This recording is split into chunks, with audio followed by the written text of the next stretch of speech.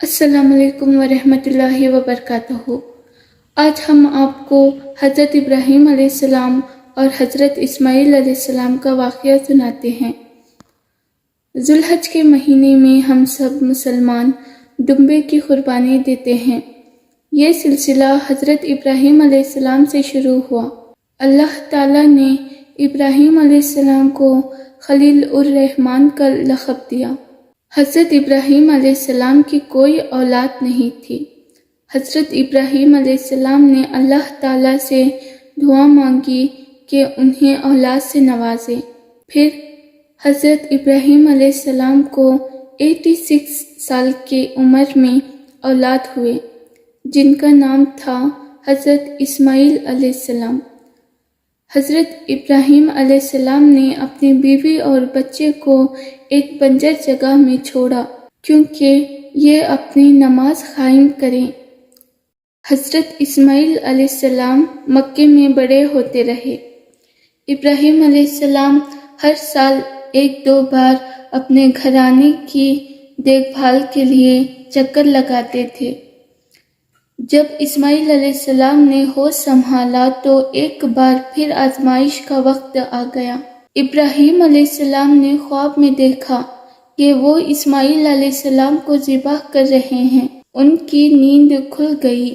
ابراہیم علیہ السلام جانتے تھے کہ انبیاءوں کے خواب اللہ کی طرف سے وحی ہوتے ہیں، لہٰذا انہوں نے اس خواب کے مطابق عمل کرنے کا ارادہ کیا۔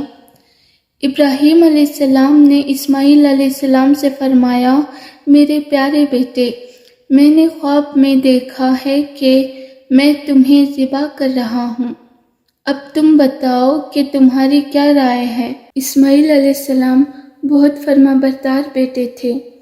اسماعیل علیہ السلام فرماتے ہیں، اے ابا جان، آپ کو جو حکم ملا ہے اس کو کر گزریے، انشاءاللہ آپ مجھے صبر کرنے والوں میں پائیں گے۔ باپ بیٹے دونوں اللہ کا حکم پورا کرنے پیش ہو گئے۔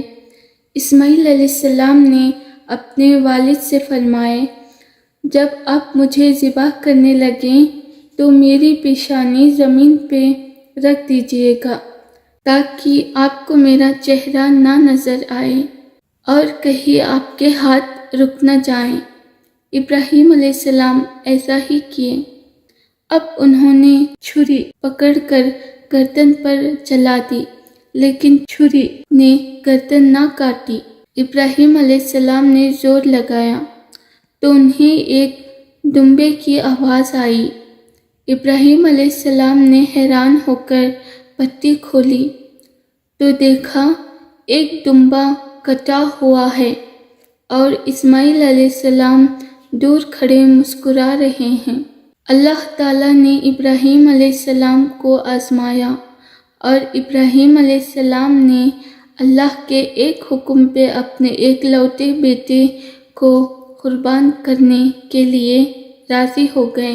اس کے بعد اللہ نے دنیا بھر میں ابراہیم علیہ السلام کی اس سنت کو زندہ رکھا اور آج بھی دنیا بھر میں مسلمان حج کے موقع پر قربانی دیتے ہیں۔ اگر آپ کو یہ ویڈیو ہماری اچھی لگے، آپ کو پسند آئے تو سبسکرائب کریں، ہمارے چینل کو سپورٹ کریں، لائک، کمنٹ، شیئر کریں۔